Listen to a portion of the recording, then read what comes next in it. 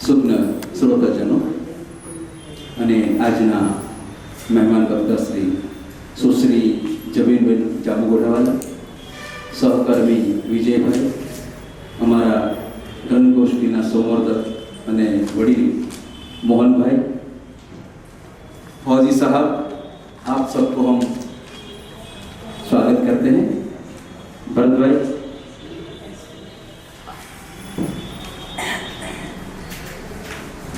સૌને ઈસુના નવા વર્ષના વધામણા અને શુભેચ્છાઓ। આ વર્ષનો પ્રથમ મણકો અને સતત 33 વર્ષના 906 મણકો આજે આપણે જ્યારે સૂત્રમાં પરોવી છે ત્યારે આજનું પુસ્તક છે સાગરપંખી। મૂળ લેખક રિચાર્ડ બાર્ક, ભાવાનુવાદ આપણા વડોદરાના જ સુશ્રી મીરાબેન ભટ્ટ। એક એવું પુસ્તક કે જે પુસ્તક આપણે જીવનની પ્રેરણા આપે। સુંદર। कौन कहता है आसमां पे सुराग हो नहीं सकता, कौन कहता है आसमां पे सुराग हो नहीं सकता, एक पत्थर तो तबीयत से उछालो यारो। અને આવું સુંદર પુસ્તક લઈ અને જ્યારે આપણે બેન અને મારા તો એકંદર વિદ્યાર્થીને પણ કહી શકાય, મને ગૌરવ છે। વેલકમ બેન। કાર્યક્રમની શુભ શરૂઆત કરીશું કવિવર રવિન્દ્રનાથ ટાગોરની પ્રસિદ્ધ રચના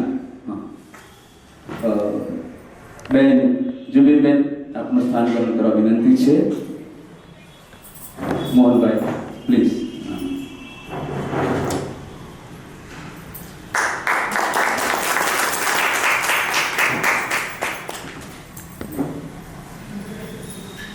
મહાદેવભાઈ દેસાઈ અનુવાદિત કરેલી સુંદર રચના આપણે પ્રાર્થના સ્વરૂપે આજે માણીશું, કારણ કે આજનું થીમ પણ એવું જ છે। તો आओ मानिए। एकलो जाने रे, एकलो जाने रे। भाई राजेशभाई पारेख यस જેમનું ગઝલ સંગ્રહ હમણાં તાજેતરમાં વિમોચન પામ્યો છે। વેલકમ રાજેશભાઈ। સ્લો સર્વને નમસ્કાર અને મારું ગમતું ગીત ફરી એકવાર રજૂ કરવા બદલ આભાર। તક આપી બદલ તો ગીત રજૂ કરું છું, સાથે ગાવાની છું। એકલો જાને એકલો જાને એકલો જાને રે, તારી જો હાથ સોની કોઈ ના આવે તો તું એકલો જાને રે, તારી જો હાથ સોની કોઈ ના આવે તો તું એકલો જાને રે। જો સૌના મોં સિવાય ઓરે ઓરે ઓ અભાગી, સૌના મોં સિવાય ઓરે ઓરે ઓ અભાગી, સૌના મોં સિવાય જ્યારે સૌએ બેસે મોં ફેરવી સૌએ ફરી જાય, જ્યારે સૌએ બેસે મોં ફેરવી સૌએ ફરી જાય, ત્યારે હૈયું ખોલી ઓ તું મોં મૂકી તારા મનનું ગાન એકલો જાને રે, તારી જો હાથ સોની કોઈ ના આવે તો તું એકલો જાને રે, તારી જો હાથ સોની કોઈ ના આવે તો તું એકલો જાને રે। જો સૌએ પાછા જાય ઓરે ઓરે ઓ અભાગી, સૌએ પાછા જાય ઓરે ઓરે ઓ અભાગી, સૌએ પાછા જાય, જ્યારે રણવગડેની સરવટાણે સૌ ખૂણે સંતાય, ત્યારે કાંટારાને તારે લોહી નીકળતે ચરણે ભાઈ એકલો જાને રે, તારી જો હાથ સોની કોઈ ના આવે તો તું એકલો જાને રે, તારી જો હાથ સોની કોઈ ના આવે તો તું એકલો જાને રે। જો દીવોના ઘરે કોઈ ઓરે ઓરે ઓ અભાગી, દીવોના ઘરે કોઈ ઓરે ઓરે ઓ અભાગી, દીવોના ઘરે કોઈ જ્યારે ઘનઘોર તોફાની રાતે 12 વાસે તને જોઈ, ત્યારે આભની બીજે ઓ તું સળગી જઈ સૌનો દીવો એકલો જાને રે, તારી જો હાથ સોની કોઈ ના આવે તો તું એકલો જાને રે, તારી જો હાથ સોની કોઈ ના આવે તો તું એકલો જાને રે, એકલો જાને એકલો જાને એકલો જાને રે, તારી જો હાથ સુણી કોઈ ના આવે તો તું એકલો જાને રે, તારી જો હાથ સુણી કોઈ ના આવે તો તું એકલો જાને રે. ખૂબ સુંદર. તું એકલો જાને રે. અને આજના કાર્યક્રમના વક્તા અને મુખ્ય મહેમાન શ્રી સુશ્રીબેન જબેનબેન અને અન્ય મહેમાનોનું સ્વાગત કરવા માટે જયદેવભાઈ. આજ રોજ સાધારણ ટ્રસ્ટના ઉપક્રમે ગ્રંથ ટોસ્ટીનો અવિરત ચાલતા 906માં વાર્તાલાપ દ્વારા ગ્રંથ ટોસ્ટીના પ્રમુખ મહોદય અને અગ્રણી સાહિત્યકાર શ્રી મોહનભાઈ ભારતની અવિરત શ્રદ્ધાનો આપણે હંમેશા લાભ મળતો રહે છે, જે આપણા સર્વનું સદનસીબ છે. આજના ગ્રંથ ટોસ્ટીના વાર્તાલાપમાં ઉપસ્થિત સર્વ પ્રમુખ મહોદય શ્રી મોહનભાઈ ભારત, શ્રી વસંતભાઈ દવે, અમરીશભાઈ કોન્ટ્રાક્ટર, વક્તા મહોદય જમીનબેન જામુગોડાવાળા, ડૉક્ટર ભરતભાઈ યાદવ, ધવલભાઈ અને અન્ય સર્વ સાહિત્ય રસિક મહાનુભાવોનો સરદાર ભવન ટ્રસ્ટ તરફથી હૃદયંગમ ભાવસભર આવકારતા આનંદ અનુભવે છે.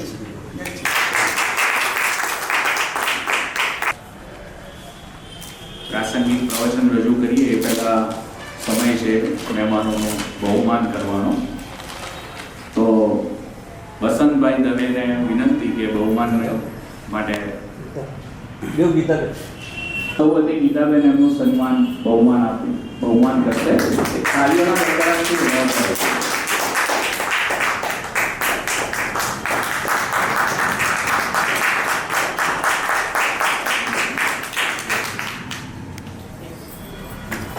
હવે આપણી પરંપરા પ્રમાણે આપણે મહેમાનોને પુસ્તકો પણ આપીએ છીએ. તો શ્રી અમરીશભાઈને વિનંતી કે પુસ્તકો આપી અને એમનું સ્વાગત કરે. હા, એક મિનિટ. અમરીશભાઈ. ના, પુસ્તકો આપો પછી આપણે પરિચય કરીએ છીએ.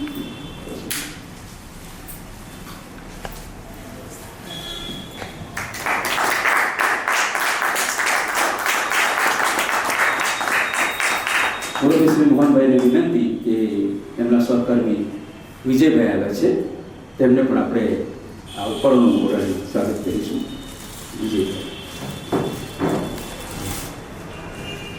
વિજયભાઈનું સ્વાગત. આપણો સૌથી નાનો પ્રતિનિધિ વાહ.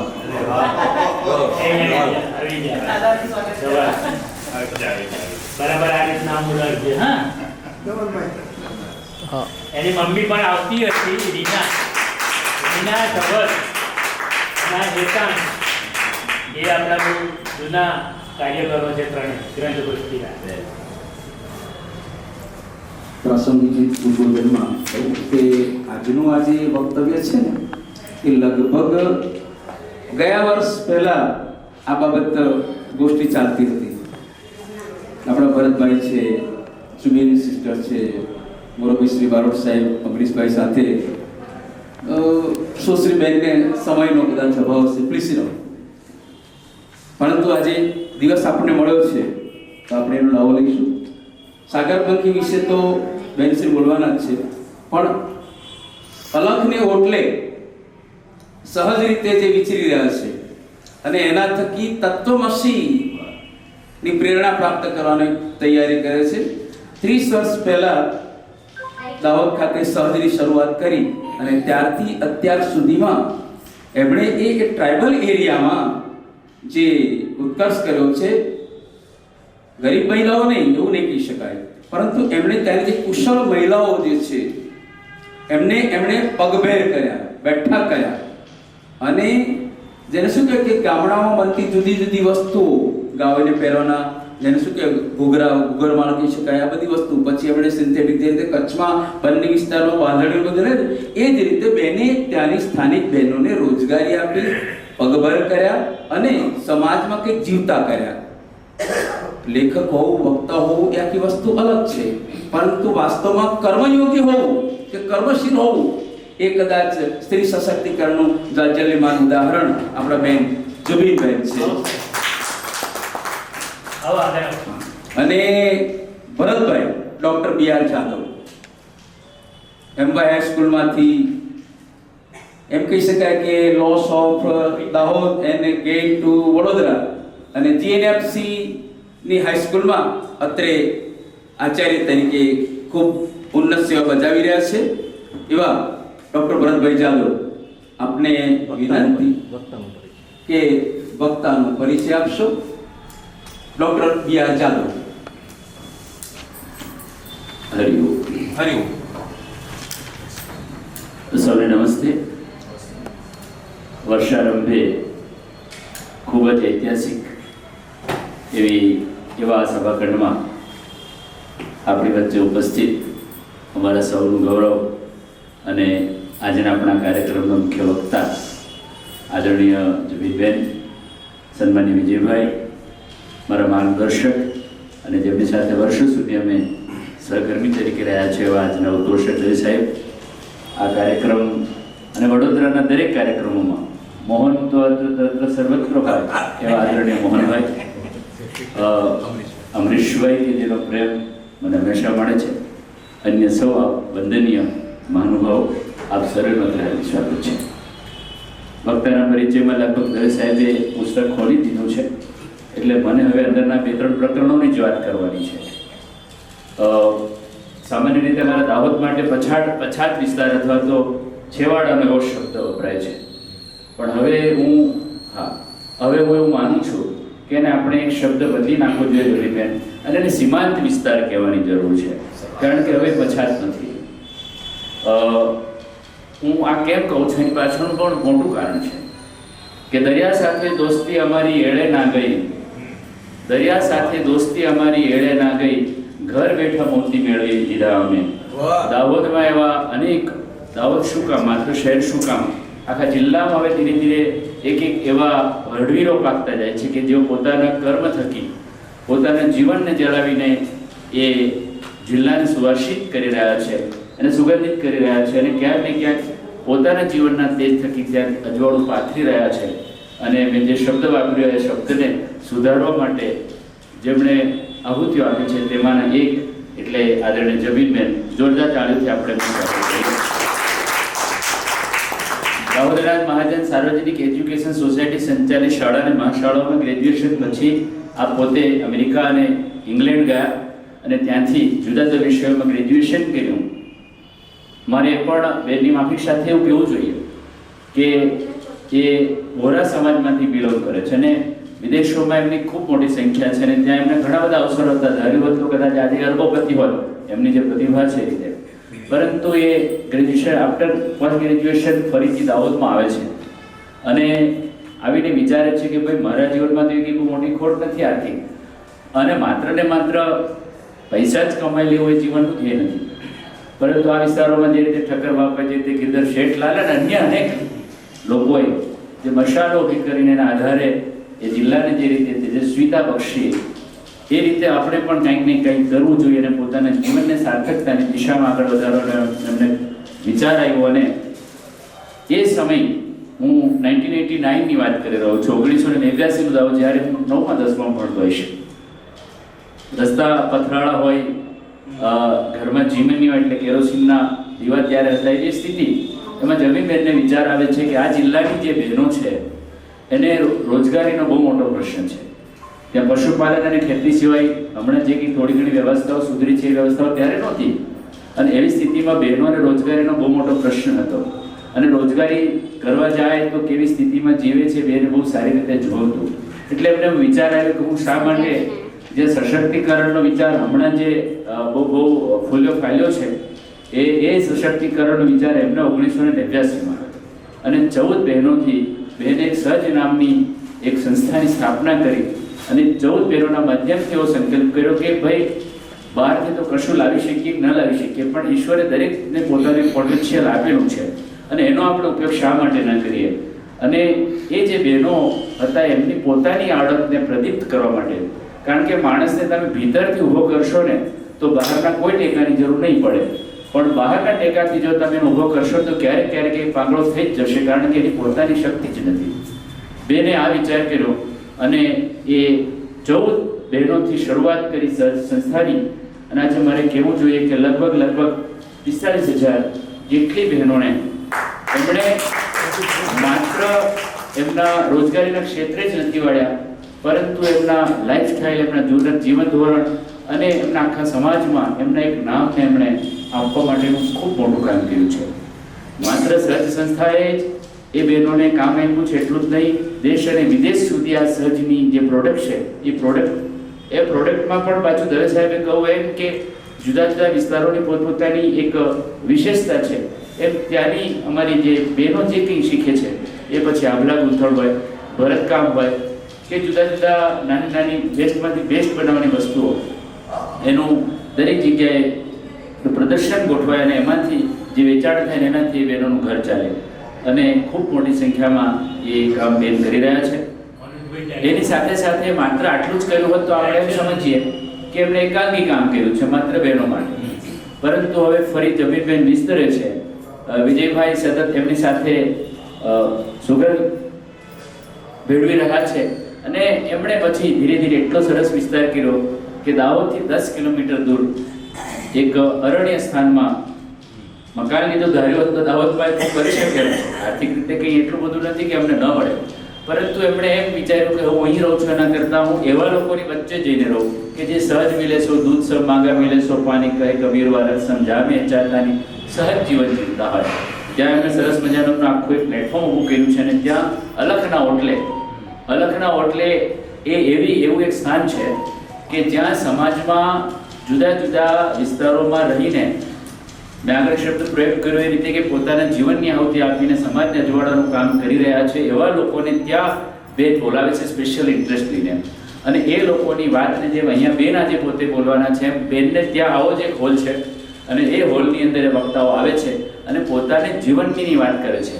કવરની વાત તો બધા જાણે છે, પણ જીવનની વાત બહુ ઓછા લોકો જાણતા હોય છે. દીવો બળે તો અજવાળું હોય, પણ વાટના બળતરની એ કોણ એ પીડાને સમજી શકે? બેન એ પીડાને પણ પ્લેટફોર્મ આપે છે. એ સરસ મજાનું કામ કે અલખના ઓટલે થાય છે. અલખના ઓટલે એ જ પ્લેટફોર્મ ઉપર બીજું એમણે સરસ મજાનું જે ઊભું કર્યું છે તે તત્વમસી, જે દવે સાહેબે નિર્દેશ કર્યો. એ તત્વમસી એટલે સમાજમાં જુદા જુદા ઘણી બધી કળાઓ છે, અને કળાના કલાકારોને, સાહિત્યકારોને, કવિઓને ત્યાં ભેગા કરી અને એમના તત્વને એ તત્વ હું છું એ રીતનું અનુસંધાન કરવાનું બેન સતત કામ કરી રહ્યા છે. અને હમણાં ધીરે ધીરે હવે મુક્તાંગણ તરફ, કદાચ શિક્ષણ જગતમાં પહેલો શબ્દ મેં પહેલી વાર સાંભળ્યો, તમે આ નવું શરૂ કર્યું. આમ પણ જબીરબેન નવું કામ કરવામાં પહેલા નંબર હોય છે. મુક્તાંગણ એટલે બાળકોના એજ્યુકેશન માટે એમણે સરસ મજાનું આ એક નવું ઉપક્રમ શરૂ કર્યું છે, ઉપક્રમ, અને એમાં પણ એમનું યોગદાન આપી રહ્યા છે. સાથે આદરણીય વિજયભાઈ પણ છે, અને આખી સમગ્ર ટીમ છે, અને બધાની વચ્ચે જમીનબેન આ કામ કરી રહ્યા છે. માત્ર આટલું જ નહીં, વાંચન અને લેખનનો પણ એમને જબરો શોખ છે. એ બોલશે ત્યારે તમે એમને આપણે સાંભળીશું અને એના પરથી આપણે અનુમાન કરી શકીશું. એની સાથે સાથે સારું ગાઈ પણ શકે છે. એમને ઘણું બધું સંગીતનું પણ એટલું જ સારું જ્ઞાન છે, બહુ વિશેષ. કારણ કે જે વાત કરવાની છે એ વાત ને આપણે સાંભળવાની છે, મને નથી સાંભળવાનો, પણ હું મારો એક મતલબ એક શેર કહી અને બેનનો પરિચય કરાવીને પછી આપણે બેનને સાંભળીશું કે ડાળખીના છંદનો વે રાગ છું, ડાળખીના છંદનો વે રાગ છું, પાંદડામાં ગુંજતો હું રાગ છું, અને ખુશ્બુઓની ના મને પરવાહ કઈ, જંગલોમાં ઉછરેલો બાગ છું. આ જંગલોમાં ઉછરેલા આ બાગના સુવાસને આપણે શું માણીશું. ફરીથી જમીનબેન યંત્ર આવ્યા અને આપણે સૌને આજે એ સાગરપંખીની વાત જે એમને પોતે જીવનમાં અનુભવી છે, એમણે કર્યું છે અને કરી રહ્યા છે, એ વાત આજે આપણે સાંભળવાના છીએ. મને સાંભળવાનો અવસર આપ્યો અને આ પધારેલાનો અવસર મળે આપ સૌનો ખૂબ ધન્યવાદ. વાતાવરણ એકદમ સુગંધમય બનાવી દીધું ડૉક્ટર ભરતભાઈ જાદવ. ખૂબ ખૂબ સરસ. ભરતભાઈ કોઈની વાત ના કરો કે જંગલને મંગલ બનાવનાર બેન છે. આ ઉજ્જડ વિસ્તારને ઉપવનમાં ફેરવી દેવાનો એમની પાસે કસબ છે. આ જાંબુવાળા શબ્દ આવે ને એટલે વાલા શબ્દ આવે ને એટલે મજા આવી જાય. કે દાહોદમાં બી રિસર્ચ ભણાવે ને ત્યારે તે વાલા એટલે બહુ શાંત અને સૌમ્ય જ્ઞાતિ ગણાય. ગોરાફોમ એટલે એકદમ અતિશય શાંતિથી પોતાનો બિઝનેસ ચલાવે. પછી મોહિતભાઈ કચેરીવાળા સાહેબ હોય, ગુરુજી સાચી છે કે પછી નિમચવાળા સર હોય, અને પછી જુબેનબેન હોય. પ્લીઝ ઓવર ટુ જુબેનબેન. સાગર કોણ? હા, આજના દિવસનું એક મિનિટ. મારા મોહનભાઈ વડીલ મુરબ્બી શ્રી મોહનભાઈને વિનંતી કે પ્રસંગોચિત ઉદ્બોધન કરશો, વેલકમ કરશો પ્લીઝ. મારે નમસ્કાર. 906 વાર્તાલાપ છે, એમાં આપ સૌનું સ્વાગત છે. આજે કપિલ દેવનો જન્મદિવસ પણ છે. ગઈકાલે બેનનો પણ જન્મદિવસ Happy birthday. વાહ, કેવો સુભગ સમન્વય છે. જન્મદિવસની વાત આવી અને મારે એક વિશેષ ઉલ્લેખ પણ કરવો છે આજના સંદર્ભમાં કે તારી જો હાક સુણી કોઈ ન આવે તો એકલો જાને એકલો જાને એકલો જાને રે. આપણે બધાએ સમૂહમાં ગાયું. રાજુભાઈએ બહુ સુંદર રીતે પ્રસ્તુત કર્યું. કવિવર રવિન્દ્રનાથને તો યાદ કરીએ, જોડે જોડે યાદ આવે મહાદેવ દેસાઈ, જેણે એવો અદ્ભુત અનુવાદ કર્યો છે કે ખબર જ ન પડે કે આ બંગાળીમાં લખેલું છે. ગુજરાતી હોય સંપૂર્ણ મૌલિક રીતે, એવું આ એકલો જાને એકલો જાને એકલો જાને. એટલે રાજેશનું આપણે બહુમાન એટલા માટે કરવાનું છે કે એમનો ગઝલ સંગ્રહ પ્રથમ એમનું સંતાન એનો બહુ ભવ્ય રીતે પ્રકાશન વિધિ સંપન્ન થયો તાજેતરમાં જ, અને બહુ લોકોને એમણે જોતર્યા, ગ્રંથગોષ્ઠીને પણ જોતર્યા. એમનું અભિવાદન કરવા માટે આપણા પૂર્વ ઉદ્યોગ મંત્રી ભીખાભાઈ સાહેબને વિનંતી કરું કે આપ આવ્યા છો તો આશીર્વાદ રૂપે રાજેશભાઈનું, કવિ રાજેશનું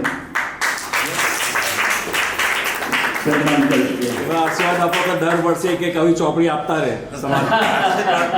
ઈચ્છા રાખીએ એમની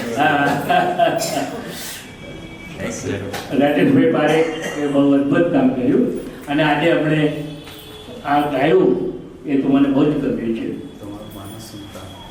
એકલો જાને રે એટલા માટે એનું મહત્વ છે કે આજનો જે વિષય છે એમાં પણ એકલો જાને રે છે.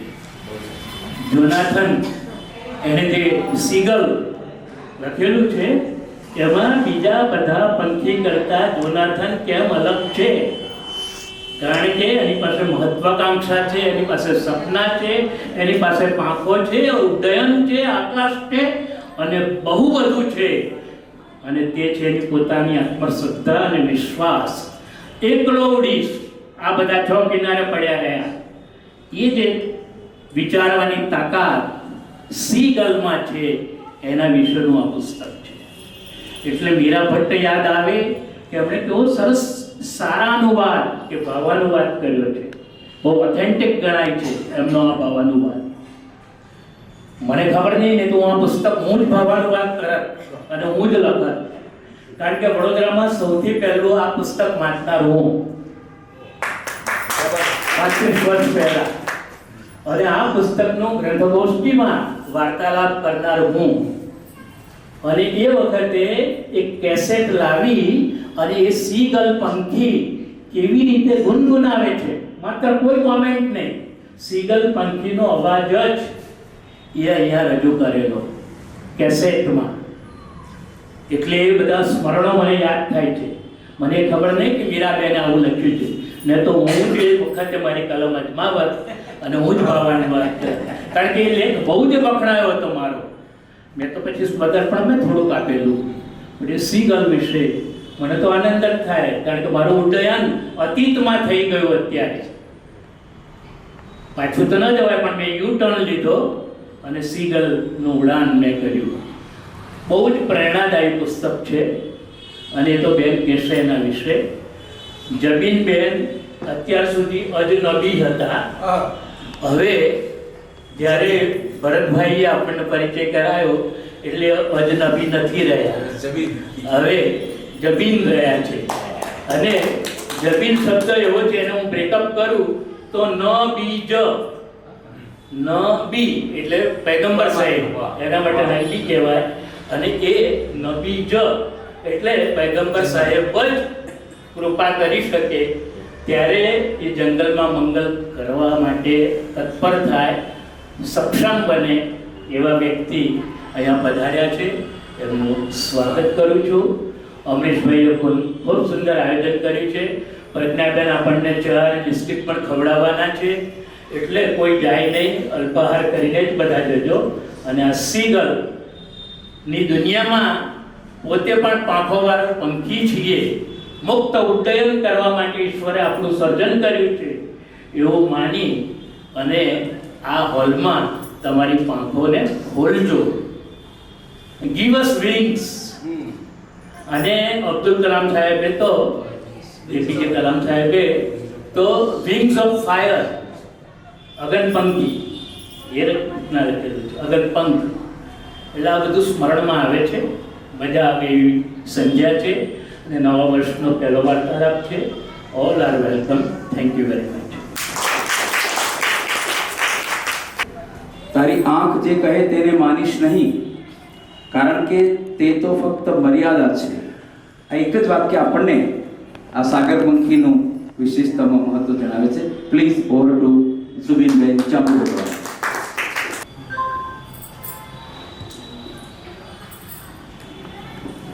પછી હું નાટ્યકારની એ છું એટલે મારા પાસે હાથ આમ તેમ ચંપુ બેસી છે. એટલે અજાણતા થઈ જાય છે ઘણી વાર. ઘરમાં થાય છે, વિજય ઘણી વાર ટોકે છે કે આ ચંપુ વ્યાસ પ્રવેશી ગયા છે.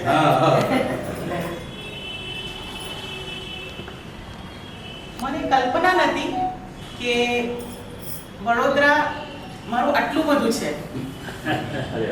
મને એક ક્ષણ પણ એવું નથી લાગ્યું કે હું વડોદરાની નથી. કેમ કે છેલ્લા 30 વર્ષથી વડોદરામાં અમે અમારી હસ્તકલા લઈ આવીએ છીએ અને વડોદરા એ પહેલી સંસ્કાર નગરી છે જેણે અમારી બહેનોની પહેલું પ્રદર્શનને એટલું બધું સ્વીકાર્યું અને એટલું બધું વેલકમ કર્યું કે દર વર્ષે અમે અહીંયા આગળ એક્ઝિબિશન નવરાત્રી પહેલા કરીએ છીએ. અને લગભગ કોઈ બહેન એવી નહીં હોય કે જેને સહજ ના ખબર હોય. કેમ કે હજુ તો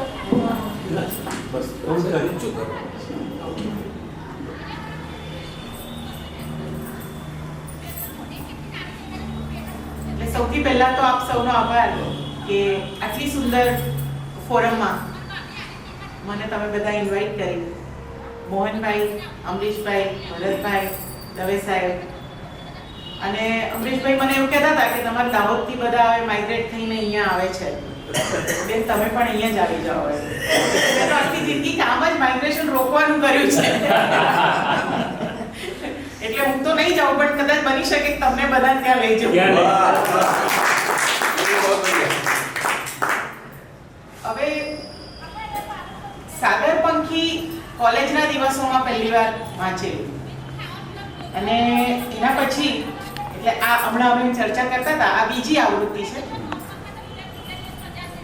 એકવાર લગભગ 3-4 વર્ષ પહેલા વિજય મને ફરીથી આ પુસ્તક અમારી લાઇબ્રેરીમાંથી કાઢીને આપ્યું કે વાંચ રે ફરી. અને ફરીથી વાંચ્યું ત્યારે કશુંક જુદું મળ્યું. અને પછી થોડા વખત પહેલા અમારા એક મિત્ર ગાંધીનગરમાં છે, એમણે એમ કીધું કે આ તમારી પાસે નહીં હોય કદાચ, આ તમને ગિફ્ટ આપવી છે મારે. મેં કીધું છે તો ખરું, પણ આ નવી આવૃત્તિ છે એટલે આપી દો, કેમ કે સાગરપંખી છે એટલે આ 10મી આવૃત્તિ છે અને કદાચ એના પછી હવે નથી, એ આઉટ ઓફ પ્રિન્ટ છે, એ હવે નથી. એટલે સીધી આપણે પુસ્તક વિશેની વાત કરીએ કે જેમ બધાએ થોડું થોડું કીધું કે સાગરપંખી એ એવું પુસ્તક છે કે જેમાં એક પંખીની વાત છે, પણ ખરેખર એ પંખીની વાત નથી, એક આત્માની વાત છે જે હું સમજી છું. મીરાબેને એમની આ 10મી આવૃત્તિના એની અંદર લખ્યું છે કે જ્યારે આઉટ ઓફ પ્રિન્ટ હતી ત્યારે મને એવું થયું કે આ પુસ્તક કેમ આટલું બધું બધા પૂછે છે. તો એક ગ્રંથપાલને હું પૂછ્યું જઈને કે તમારી પાસે સાગરપંખી છે? એણે કીધું કે ના બેન, કે અમારી લાઇબ્રેરીમાં નથી. કે તમે વાંચ્યું છે? કે હા મેં વાંચ્યું છે, કોઈ પક્ષી આમ ઉડાઉડ કરે છે ને એવું કશું છે. એટલે મીરાબેન આ પ્રસ્તાવનામાં લખે છે કે મને એટલો બધો ધક્કો લાગ્યો કે જે પુસ્તક વાંચીને હું અંદરથી હલી ગઈ, એના માટે આ ગ્રંથપાલ એવું કહે છે કે કશું પક્ષી ઉડાઉડ કરે છે એની આ વાત છે. એટલે પક્ષી ઉડાઉડ કરે છે એની વાત નથી, એ કોઈ દૈહિક વ્યક્તિની પણ વાત નથી, અને આ એક અદ્ભુત પુસ્તક કે જેને આપણે જે કીધું કે એનું અનુવાદ નહીં પણ મીરાબેને એનું ભાવાનુવાદ કર્યો છે. અને અનુવાદ તો અક્ષરશઃ જે હોય એને તમે બીજી ભાષામાં લખો તે હોય, પણ આ તો ભાવાનુવાદ, કેમ કે મીરાબેન પોતે વિનોબા અને ગાંધીને જીવ્યા છે અને માટે આ પુસ્તકને ટ્રાન્સલેટ કરવા માટે, આ પુસ્તકનું ભાવાનુવાદ કરવા માટે એ યોગ્ય વ્યક્તિ હતા. અને માટે કદાચ એમને કહેવાયું હશે. એટલે સાગરપંખીની થોડીક પૂર્વ ભૂમિકા હું તમને કહું તો 1970માં અંગ્રેજ યુએસએના એક પાયલટે લખેલું આ પુસ્તક, અને એ પુસ્તક એ જ્યારે પણ કોઈ પ્રકાશક પાસે લઈને જાય તો કોઈ એને છાપવા તૈયાર ના થાય, બધા ના પાડી દે પુસ્તકને છાપવાની. અને છેલ્લે એવું થયું કે એની આ રિચાર્ડ બાર્કની આ પુસ્તક છે એને 1970માં મેકમિલન પબ્લિશરે છાપવાનું નક્કી કર્યું. અને બહુ જૂની પબ્લિશિંગ હાઉસ છે અને એમણે એ પુસ્તકની 3000 કોપી છાપી 1970માં. અને એ પુસ્તક એટલું ઝડપથી વેચાયું કે તરત જ બીજા વર્ષે એની ફરીથી બીજી આવૃત્તિ એમને છાપવી પડી અને અત્યાર સુધીમાં એ પુસ્તક ઓરિજિનલ પુસ્તકની 3 કરોડ કોપી વેચાઈ છે. એ પુસ્તકનું આખા વિશ્વમાં 30 ભાષાઓમાં, 30 થી વધુ ભાષાઓમાં ભાષાંતર, ભાવાનુવાદ થયું છે. અને આપણા ભારતમાં પણ ઘણા બધા લેખકોએ કર્યું છે, પણ ગુજરાતીમાં થયું છે, હિન્દીમાં થયું છે, મરાઠીમાં થયું છે, પંજાબીમાં થયું છે. ગુજરાતીમાં 4 થી 5 લેખકોએ કર્યું છે, પણ મને આ એટલા માટે ગમે છે કે આ શ્રેષ્ઠતમ મીરાબેનનું છે. સાગરપંખી શ્રેષ્ઠતમ એમને કર્યું છે. સાગરપંખી નામથી જ બધાએ એનું ભાષાંતર કર્યું છે, ભાવાનુવાદ કર્યું છે, પણ મીરાબેનનું સૌથી શ્રેષ્ઠતમ છે. અને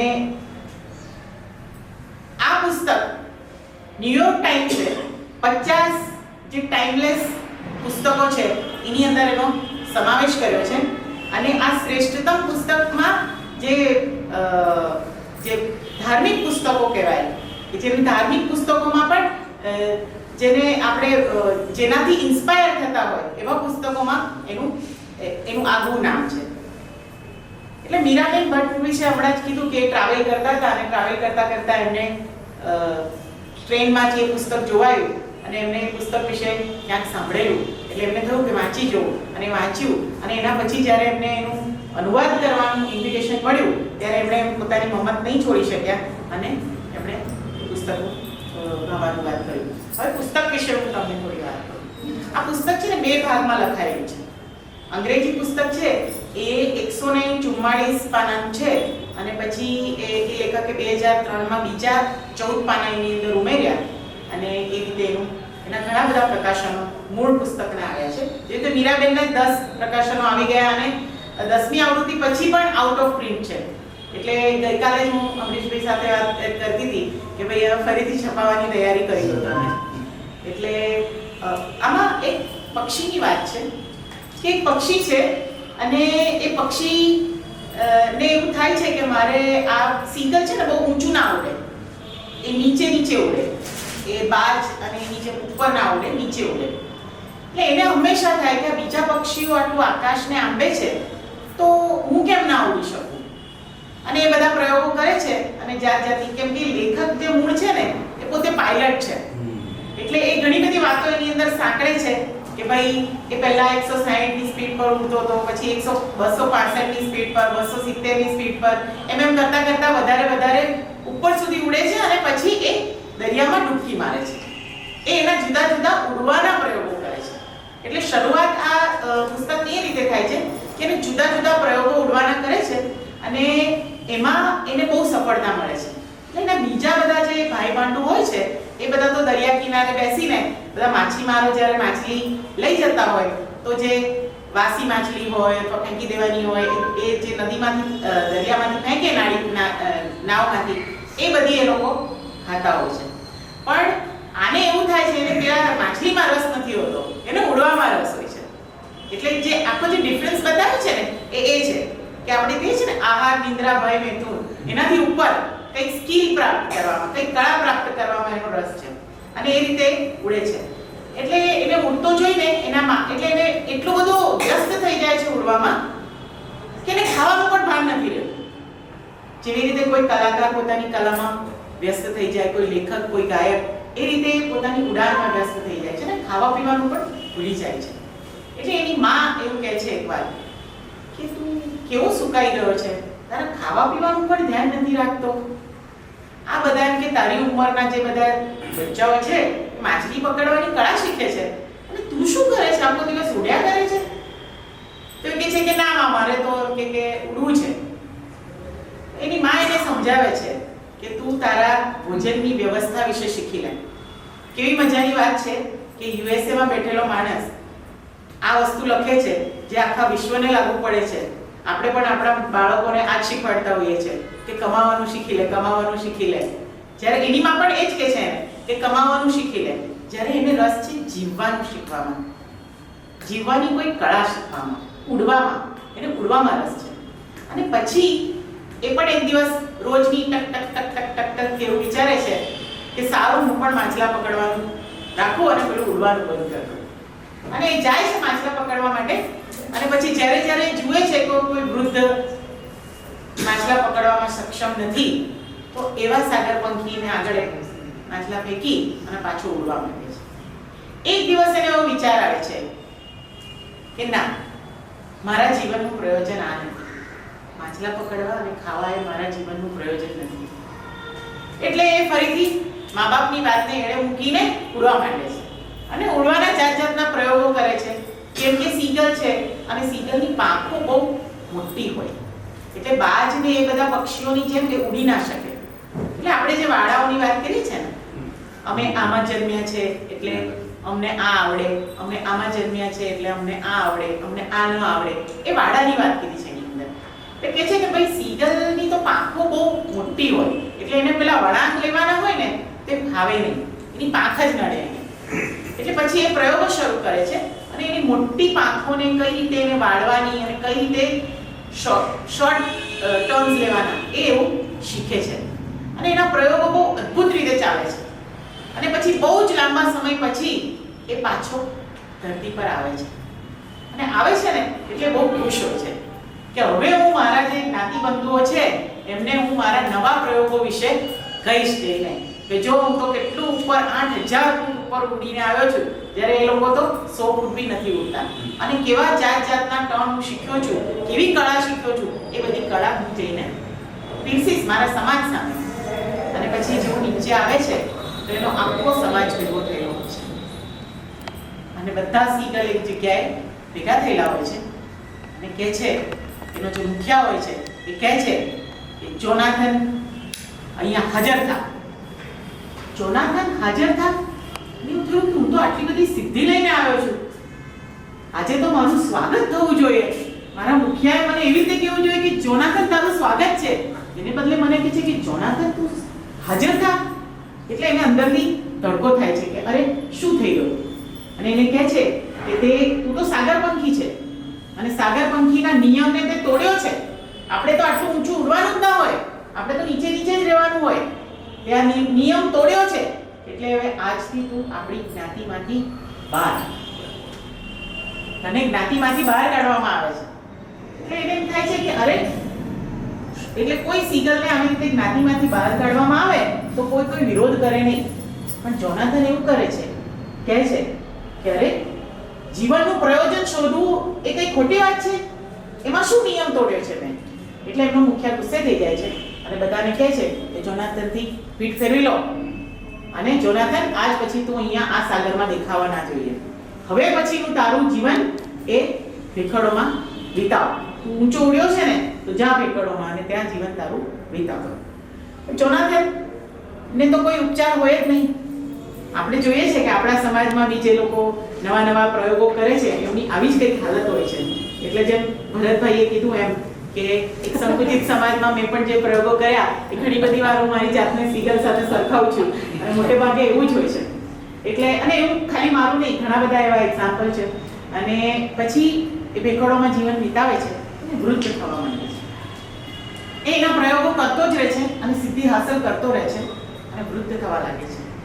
અને એક દિવસ એ જુએ છે કે એના જેવા 2 સીગલ એની આજુબાજુ ઉડી રહ્યા છે અને એ 2 એના જેવા છે, પણ એમનું જે શરીર છે ને એ બહુ જ સુંદર દેખાઈ રહ્યું છે. આમ સફેદીનો ચમકાર છે એની અંદર. અને એ જે કંઈ પ્રયોગો કરતા હતા, એ જે કરતો હતો એની સાથે સાથે એ લોકો પણ એ પ્રયોગ કરતા હતા. અને ફક્ત એનાથી 1 ઇંચ દૂર પાંખો રાખીને એ એવું સરસ એની સાથે સાથ લગોલગ ઉડતા હતા. એને થયું કે આ જરૂર કોઈ કવતવાળા લોકો છે કે જે લોકો મારી લગોલગ ઉડે છે અને તોય મને અડ્યા વગર કેટલું સરસ રીતે ઉડી રહ્યા છે. અને પછી એ લોકો કહે છે કે અમે તારા ભાઈ માંડી છે, હવે તને અમે સ્વધામ લઈ જવા માટે આવ્યા છે. એટલે જોનાથન કહે છે કે હું તો બહિષ્કૃત છું, મારું તો કોઈ ધામ જ નથી, મને ક્યાં લઈ જવાના છો તમે? એટલે પછી એ લોકો એને કહે છે કે તું અમારી સાથે ચાલ. અને જોનાથન એની સાથે સાથે ઉડે છે.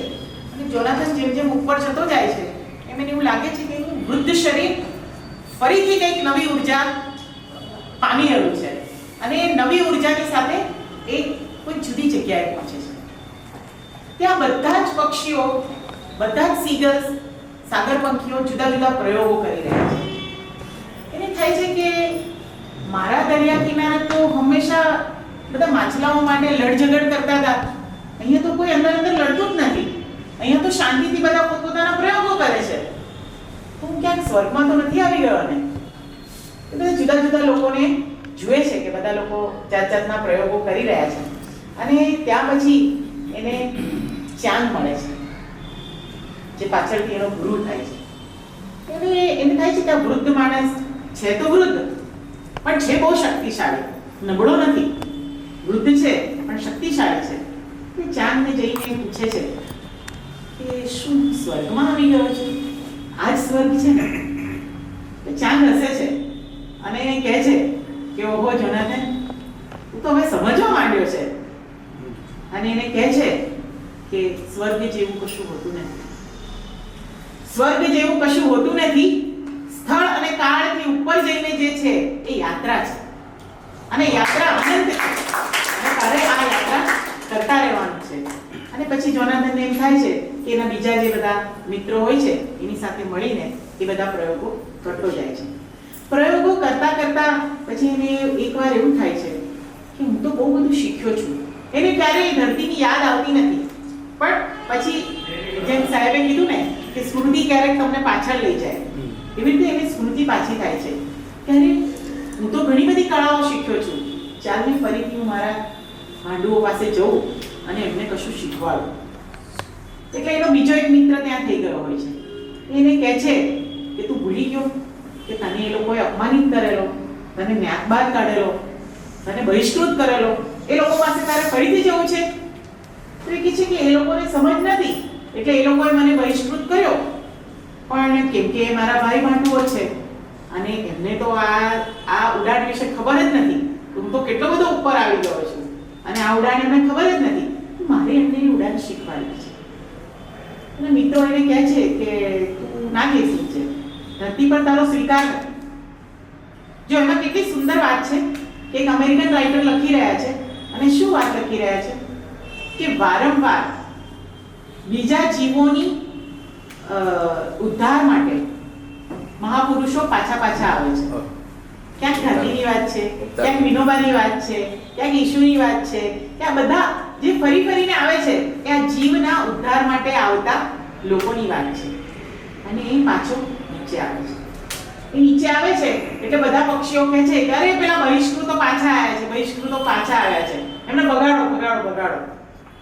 પણ જેમ બધાને થોડા ચેલા મળી રહે છે એવી રીતે જોનાથનને બી 7 ચેલા મળી જાય છે અને પછી એની સાથે ઉડવાની જુદી જુદી કળા એમને શીખવાડે છે. પછી તો એવું થાય છે કે બધા બીજા પક્ષીઓ દૂર દૂરથી એમને જોતા હોય છે કે આ કંઈક અદ્ભુત ચાલી રહ્યું છે. ગાંધીજીએ કહ્યું ને કે શરૂઆતમાં તમારો વિરોધ થશે, અસ્વીકાર થશે અને પછી તમારો સ્વીકાર થશે અને પછી કદાચ તમે પૂજનીય પણ બની જાઓ. એટલે જોનાથન સાથે એવું થાય છે કે જે લોકો દૂર દૂરથી પક્ષીઓ એને જોતા હોય છે એ લોકો કહે છે કે આ લોકો તો ખૂબ સુંદર બધું શીખી રહ્યા છે, ખૂબ સુંદર કળા એમની પાસે છે. તો એક નાનકડું મેનાક પંખી હોય છે, એ ઘવાયેલું હોય છે. અને એની પાંખો તૂટી ગઈ હોય છે. એ જોનાથન પાસે જઈને કહે છે કે મને ઉડવાનું શીખવાડશો? જોનાથન એને કહે છે ઉડવાનું શું શીખવાડું, મને તો આવડે જ છે ઉડતા, તું ઉડ ને. એટલે એ કહે છે કે ના, હું તો, તમે જુઓ મારી હાલત, હું તો ઘસડાઈને આવ્યો છું અહીંયા સુધી, હું તો ઉડી શકું એમ જ નથી. એટલે એને કહે છે કે એને એની પાંખ હડાવે છે અને કહે છે કે ઉડ ઉડ, જો તું ઉડી શકીશ એમ. અને ઉડવાની કોશિશ કરે છે. અને પછી ઓરિજિનલ બુકમાં તમે કીધું એમ પક્ષીઓનો જે અવાજ છે એ રીતે આઈ કેન ફ્લાય, અને મેના ઉડવા માંડે છે. અને એ જેવું ઉડવા માંડે છે એટલે બીજા બધા પંખીઓ એવું કહે છે, ઓહો, આ તો અદ્ભુત ચમત્કાર થયો, આ તો અદ્ભુત ચમત્કાર થયો. જો ફરીથી માનવની વાત છે કે જ્યાં સુધી તમે નવા પ્રયોગો કરો છો ત્યાં સુધી સ્વીકૃતિ નથી, પણ એ પ્રયોગો થકીથી કશું ચમત્કારિક થાય છે ત્યારે સ્વીકૃતિ કેવી છે કે ચમત્કાર થયો. એટલે જોનાથન એવું કહે છે કે આ કોઈ ચમત્કાર નથી, આ એણે જાતે જ કર્યું છે, મેં કશું નથી કર્યું. એટલે બીજા બધા પંખીઓ એવું કહે છે કે એને અડવાથી કે આ ઉડવા માંડ્યો. જોનાથન એને અડ્યો ને એટલે ઉડવા માંડ્યો કે એનામાં એટલી બધી તાકાત આવી ગઈ. એટલે ફરીથી લેખક આપણને આપણા માનવ સમાજની વાત કરે છે કે જ્યારે આપણે કશુંક અદ્ભુત જોઈએ છે તેની સ્વીકૃતિને બદલે આપણે એને ચમત્કાર સમજીએ છીએ. કે જોનાથન બધાને એવું કહે છે કે આપણી આજ તો મર્યાદા છે કે ક્યારેક કોઈકને આપણે શૈતાન બનાવી દઈએ તો ક્યારેક ભગવાન બનાવી દઈએ. તો મને ના તો તમે શૈતાન બનાવશો ના મને ભગવાન બનાવશો. તમે બધા પણ મારી જેમ જ છો અને મારા જેટલી જ શક્તિ તમારી અંદર પણ છે. અને પછી આ વાત જ્યારે બધા પક્ષીઓ જાણે છે ત્યારે બધા હજારો પંખી ભેગા થાય છે અને એ લોકોને થાય છે કે ચાલો આપણે પણ આવી રીતે ઉડવું જોઈએ. અને પછી જોનાથન એવું કહે છે કે એના બીજા પક્ષીઓને કહે છે કે હવે મારું કામ પૂરું થયું છે અને મારે પાછું જવું છે. એટલે હવે બીજા ભાગમાં જે લેખક છે એ બીજા ભાગમાં જુદી વાત કરે છે. એ શું વાત કરે છે? એ આખી સ્વર્ગની વાત કરે છે, સ્વર્ગની કલ્પનાની વાત કરે છે. અને પછી બીજા ભાગમાં જોનાથન પક્ષી બીજા બધાના જીવના ઉદ્ધાર કઈ રીતે કરે છે, કઈ રીતે ધીરે ધીરે કરતા પક્ષીઓને એ ઉપર લઈ જાય છે અને ઉડવાની કળા શીખવાડે છે. એટલે ટૂંકમાં કહેવા આ પુસ્તકનો સારાંશ એ છે કે કાળને જેને કોઈ ભેદી નથી શકતો એવા પ્રકારના જે જીવના ઉદ્ધાર છે એની વાત આ જોનાથન એની અંદર કરે છે. અને ખાસ તો મારે જે કહેવું છે કે આપણા ઉપનિષદોમાં જે વાત કીધી છે કે સ્થળાતીત, કાળાતીત, અસીમ, અનંત અને શાશ્વતમાં સ્થિર રહેવાની વાત છે. કે ભલે આપણે એક તેજ ગતિએ ફરતા ભમરડાની જેમ ફરવાનું છે અને છતાં પણ સ્થિર રહેવાનું છે. અને એ જે સ્થિરતા છે, અંદરની જે સ્થિરતા છે એની વાત આ પક્ષીમાં છે કે એટલી બધી ઉડાણો ભર્યા પછી પણ એક અંદરની સ્થિરતા કેવી રીતે પ્રાપ્ત કરી શકાય એ વાત આખી આની અંદર કીધી છે. અને આ આખી વાર્તા પૂરી કરતા એક સરસ પ્રાર્થના છે જે મારા એક મિત્રએ મને કીધેલું કે ભાઈ મીરાબેન અને અરુણભાઈ આ પ્રાર્થના એમને બહુ જ ગમતી અને એ પ્રાર્થનાથી આપણે પૂરું કરીશું. તમે બધાએ જે રીતે ગાંધી અને વિનોબા સાથે જોડાયેલા છો બધા એ રીતે આ પ્રાર્થના બધાને આવડતી જશે. આપણે સાથે ગાઈશું શુભ મંગલ. શુભ મંગલ હો, શુભ મંગલ હો, શુભ મંગલ મંગલ મંગલ હો, નભ મંગલ હો, ધર મંગલ हो, धरती का कण कण मंगल हो, गति मंगल हो, स्थिति मंगल हो, जीवन का कण कण मंगल हो, शुभ मंगल हो, शुभ मंगल हो, शुभ मंगल मंगल मंगल हो, मति मंगल हो, प्रीति मंगल हो, मानव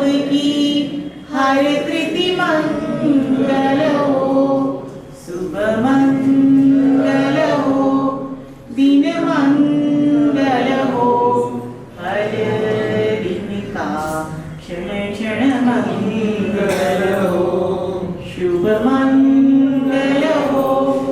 શુભ મંગલ હો, શુભ મંગલ મંગલ મંગલ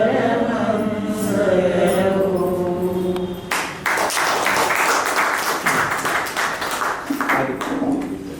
મતિ મંગલ હો, ગતિ મંગલ હો. ગતિની પણ વાત થઈ છે, ગતિશીલતાની વાત થઈ છે. આપણે બધા આપણે એક સીમા બાંધી દીધી છે કે આટલી આ સીમા છે, એને અતિક્રમાય નહીં. આપણે ટ્રેડિશન આ છે અને બસ એમાં જ રહેવાનું. પણ જે અતિક્રમે અને માનો કે એમાં નિષ્ફળ જાય તો એ હાંસીને પાત્ર થાય કે જોયું ને આ જોનાથન બહુ ડાયો હતો, ઊંચે ઉડવા ગયો ને પડી ગયો. આવું થાય. રામાયણમાં પણ એવું આવે છે કે જટાયુનો ભાઈ હતો ને, મોટો ભાઈ, એનું નામ સંપ્રાતિ હતું. અને સંપ્રાતિને તો સુરતની પાસે જવું હતું, બહુ જ નજીક પહોંચી ગયો સુરતની.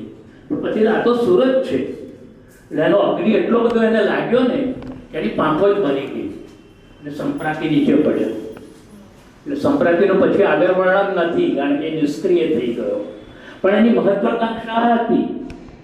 જ્યારે એનો ભાઈ આધ્યાત્મિક હતો, જટાયુ અમર પાત્ર થઈ ગયો. તો આ બધું કોઈક રીતે કોરિલેટ કરીએ ને ત્યારે આનંદ આવે. જોનાથન નામ આપી પંખીનું આપણા હિતોપદેશમાં આવું બધું છે કે શિયાળે આમ કહ્યું, કાગડાએ આમ કહ્યું, પેલું પંખી પછી બોલ્યું.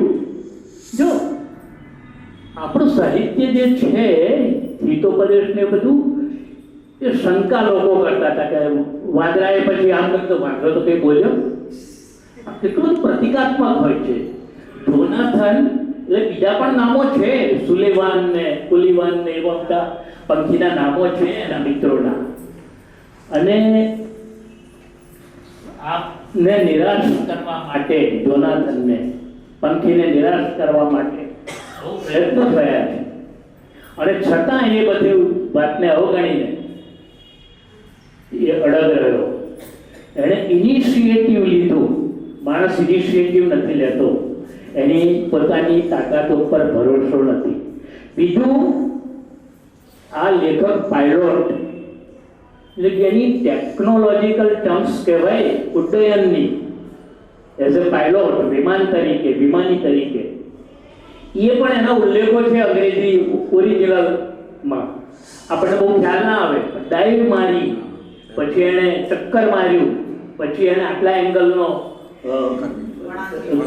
પ્રયાણ કર્યું, એંગલ લીધો, ઊંચો ગયો, નીચે ગયો, આટલી સ્પીડ કરી નાખી. આ બધું જે આપણને અત્યારે પણ વિમાનમાં બતાવે છે, ઉપર જે કવાયત ત્યાર માટેની, તો એ ખ્યાલ આવે કે રિચાર્ડ બાક એણે આ બધું લખેલું છે. પંખીમાં પણ એટલા ઉડવું એવું નથી. પ્રયોગ કરવા, પ્રયોગશીલ બનવું, આગળ વધવું, એડવાન્સમેન્ટ કરવું, ટુ ગો અહેડ. આખો ઓલિમ્પિકનો સિદ્ધાંત છે એ આ જ છે. Faster, better, further, higher.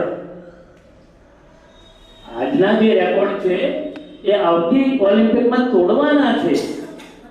Go faster, be higher, go longer. એ માણસની જે પરિકલ્પના છે ને એ એનું ઉર્ધ્વ બળ છે, બોયન્સી, એનું મોટિવેશનલ ફોર્સ છે એનો. અને એ ફોર્સનું ઇન્ડિકેશન આ સીગલ પુસ્તકમાં આપેલું છે. એ એનું હાર્દ છે, પ્રતિકાત્મક છે આખું. અને એ આટલું સુંદર પુસ્તક નાનકડું એનો સરસ ભાવાનુવાદ આપવા માટે મીરાબેનને વંદન કરીએ.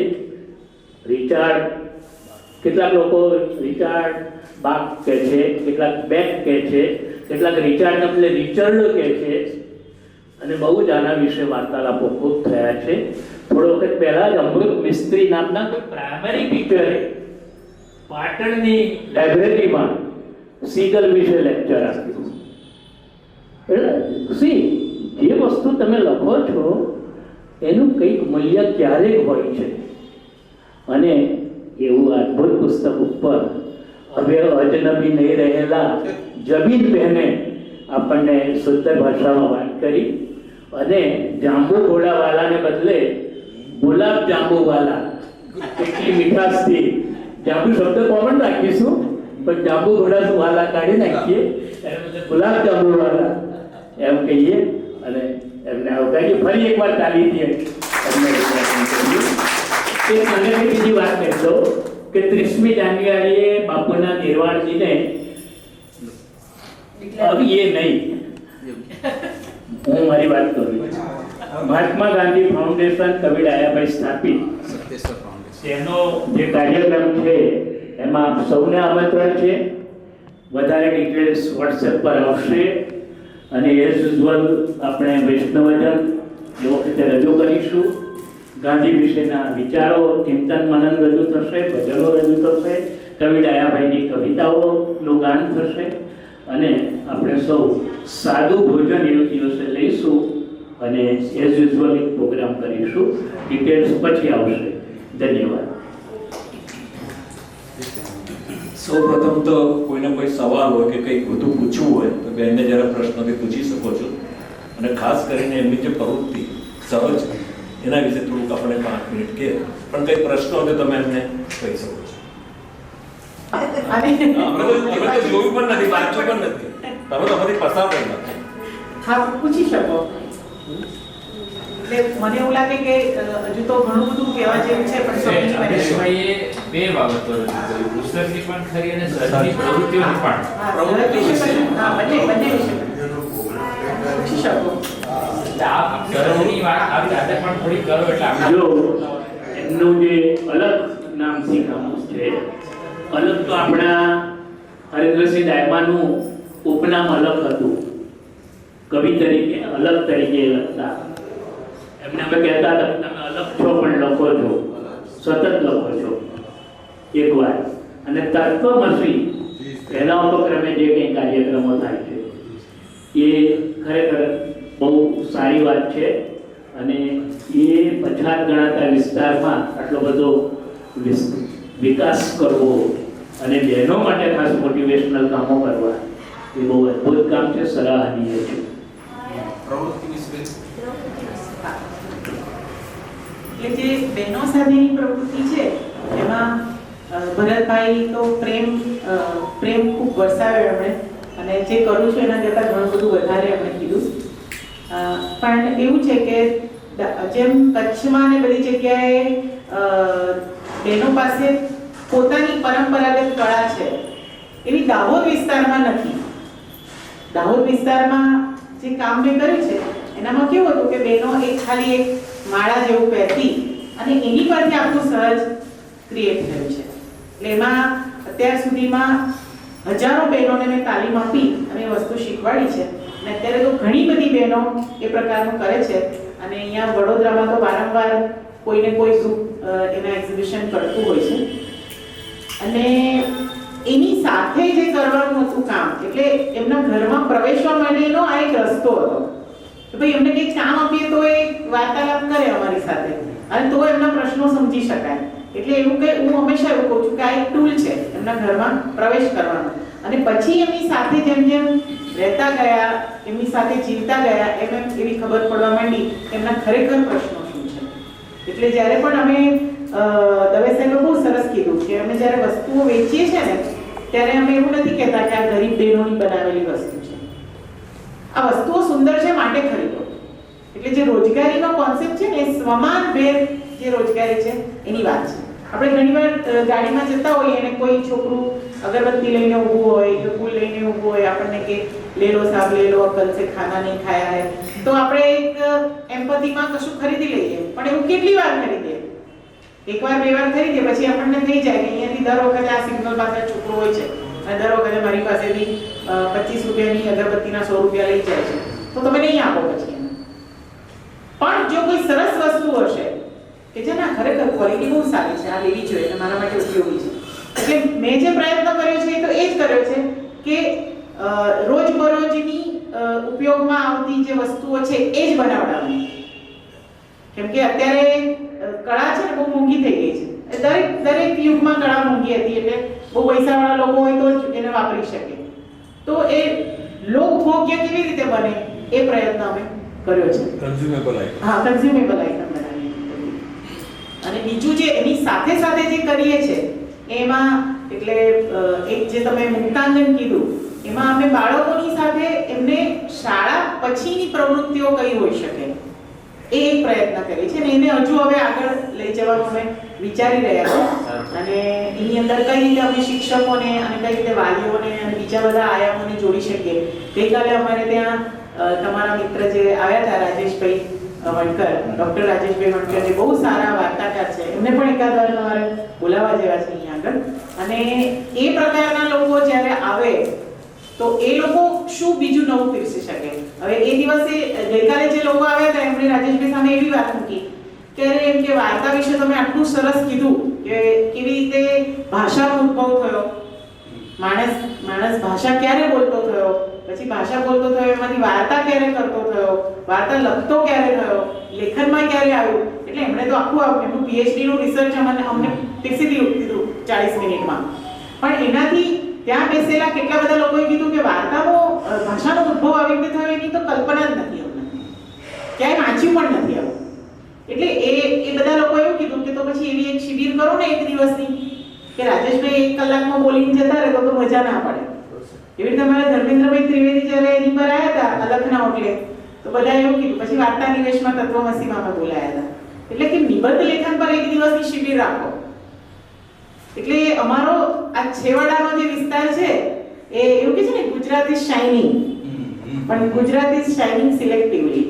અમે બધા રહી ગયા છે અંધારામાં. આમ તો ઉગતા સૂરજનો પ્રદેશ કહેવાય છે દાહોદ, પણ સૂરજનું અજવાળું અમને નથી મળતું, બીજે બધે પ્રકાશ છે. એટલે એમાં ઘણા બધા કામોની જરૂર છે. એમાં સૌથી મોટા પરિવર્તનની જરૂર છે ને, મેં આટલા બધા 33 વર્ષ કામ કર્યું એના પછી મને એવું લાગ્યું કે આર્થિક પરિવર્તનની જરૂર નથી, પણ વૈચારિક પરિવર્તનની જરૂર છે. અને છેલ્લા 4 વર્ષથી આ જે કરીએ છીએ એ વૈચારિક પરિવર્તનની દિશામાં છે. કે તમે જેમ સીગલની વાત કરી ને, તો શરૂઆતમાં તેને ઉડવાની કળાની વાત કરી, પણ પછી છેલ્લે જ્યારે વાત કરી ત્યારે એ ઉપર આપણે હજુ ઉપર જીવનની વાત કરી કે ભાઈ જે મોક્ષની જે વાત આપણે કરીએ છીએ એ વાત કરી. તો આ એવી જ વાત છે કે શરૂઆત અમે જ્યારે કરી ત્યારે આર્થિક ઉપાર્જન એ બધાની વાતો કરી, પણ પછી એવું લાગ્યું કે ના, એના કરતાં વધારે બૌદ્ધિક સ્તર કઈ રીતે આપણે ઉપર લઈ જઈ શકીએ, તો આજુબાજુના લોકો સાથે કઈ રીતે શું કામ કરી શકીએ એ કામ કરી રહ્યા છીએ. અને જે અલખનો ઓટલો છે જેમાં એમાં ભરતભાઈએ બહુ સરસ રીતે કીધું કે મારા અને વિજયના બહુ જ બધા મિત્રો છે કે જે અલગ અલગ ફિલ્ડમાં જેમણે કામ કર્યું છે. તો એમાં પદ્મશ્રી ડોક્ટર વિષ્ણુભાઈ પંડ્યા એ ખરેખર તો વિજયના પપ્પાના મિત્ર, પણ પછી અમારા બંનેના બહુ ગાઢ મિત્ર બની ગયા. એકવાર આવેલા હતા ત્યાં આગળ, તો અમે લોકો એક ઓટલા પર બેઠા હતા ત્યાં, કેમ કે અમારી જગ્યા એવી છે કે ત્યાં પેલો એક ઓટલો હતો એની પર અમે બેઠા હતા. એટલે પછી વિષ્ણુભાઈ સાથે અમે ચર્ચા કરતા હતા. વિષ્ણુભાઈને એવું કીધું એવું કશું શરૂ કરવું છે અમને કે જ્યાં લોકો આવે બેસે અને બધી કોઈ પોતાના જીવનની વાતો કહે. તો વિષ્ણુભાઈને અમે કીધું કે બહુ દાહોદમાંથી બહુ લોકો આવશે નહીં, આપણે આવું કંઈ કરીશું. તો વિષ્ણુભાઈ કે તમે બે તો હશો ને, કે મને બોલાવજો પહેલો અલખના ઓટલામાં, હું બોલીશ, અને તમે બે તો હશો ને, હું બોલીશ તમારે બે સામે. પછી વિષ્ણુભાઈ તો એવું થયું કે વિષ્ણુભાઈ સાહિત્ય અકાદમીના એ બની ગયા પ્રમુખ, અને પછી પદ્મશ્રી પણ થઈ ગયા. એટલે એકવાર મેં વિષ્ણુભાઈને એવું કીધું, 2015માં અમે ચર્ચા કરી ગયા. એટલે વિષ્ણુભાઈને મેં કીધું કે ભાઈ તમે તો આ પ્રોમિસ કરીને જતા રહ્યા કે પહેલો અલખના ઓટલામાં હું બોલીશ, હવે તમે તમારી તારીખ જ નથી આપતા.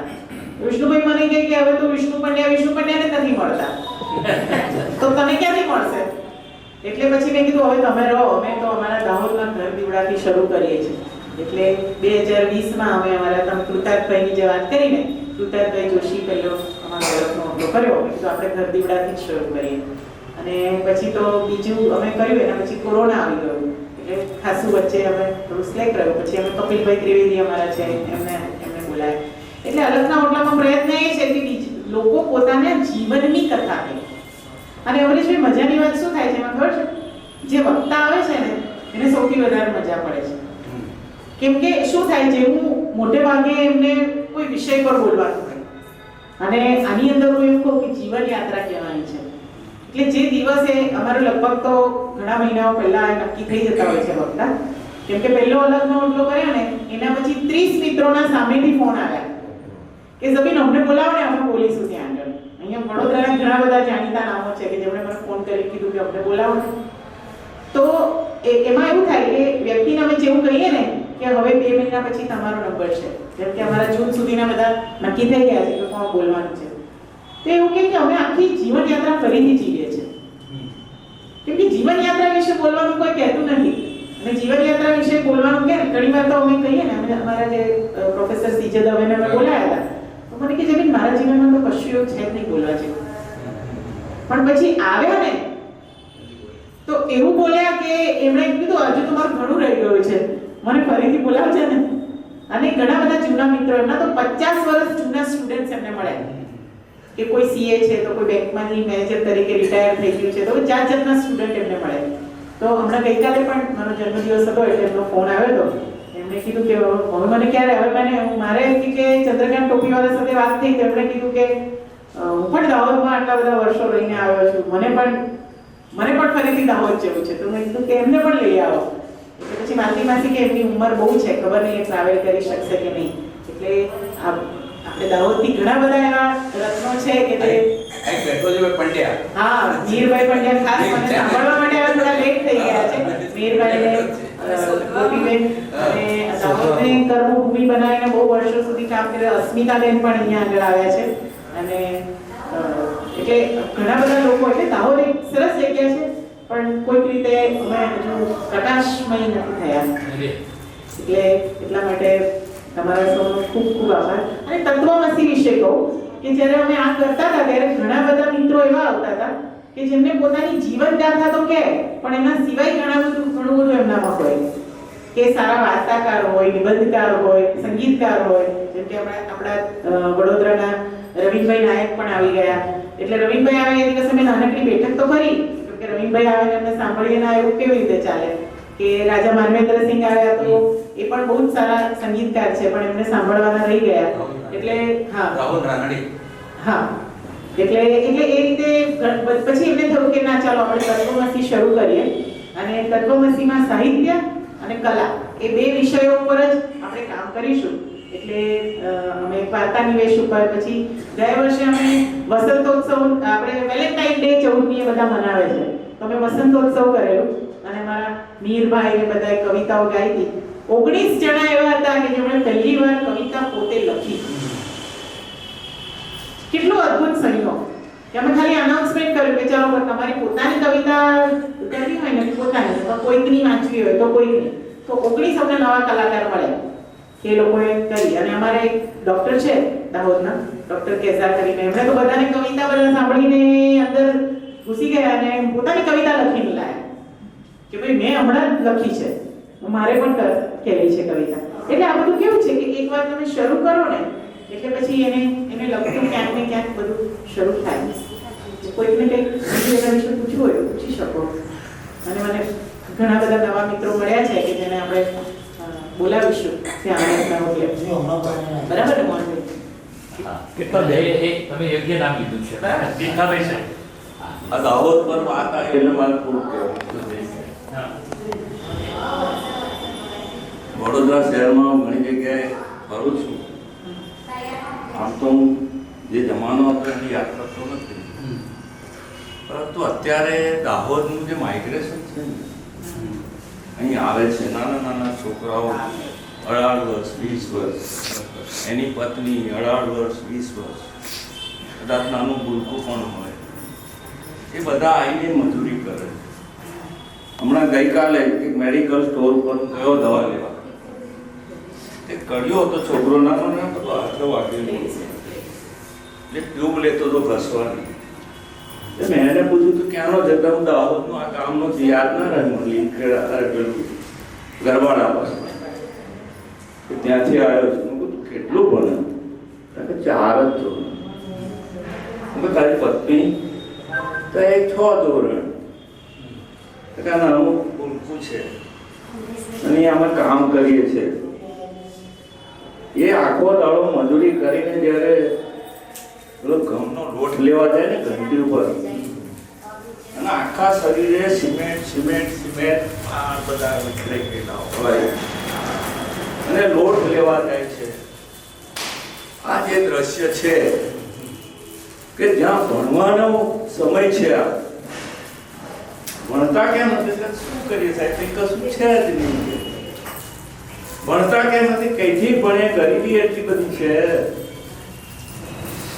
આ હકીકત છે. ત્યાં માઇગ્રેશન ની આ હકીકત જ્યાં જેને પૂછવું ત્યાં કોઈ લીમખેડાનો મને તો આદત જ છે, રિક્ષા બેઠો છે ને. એટલે આ પરિસ્થિતિ છે આપણી. અને આ યુવા ધન હવે કઈ દિશામાં જશે, ક્યારે ભણશે, દીકરીઓ શું થશે ખબર નથી. નાનું ભૂલકું ભણવાનું. એક દાડો નીકળે મારી સોસાયટીમાંથી 12 સપનાઓથી એક પેડલ રિક્ષા વાળો એ યુવાન, એની વહુ, એનું છોકરું આટો મારા સોસાયટીમાં કઈ આપો જૂના કપડા, કઈ ભંગાર આપો, પેડલ રિક્ષા. એ નીકળ્યા બહાર નીકળ્યો, મને એ છોકરું રડતું હતું ને બે જણ ઉભો રહ્યો.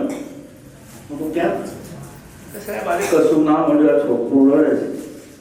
મેં મોની નોટ કાઢી ખવડાય. આ સમાજ પહેલા આ શહેરની અંદર આવતા હતા, અમારે આખા ફૂટપાથ પર મોઈ રહે અને અમારે જે ચટણી ઘસે, મકાઈનો રોટલો ખાતા હતા.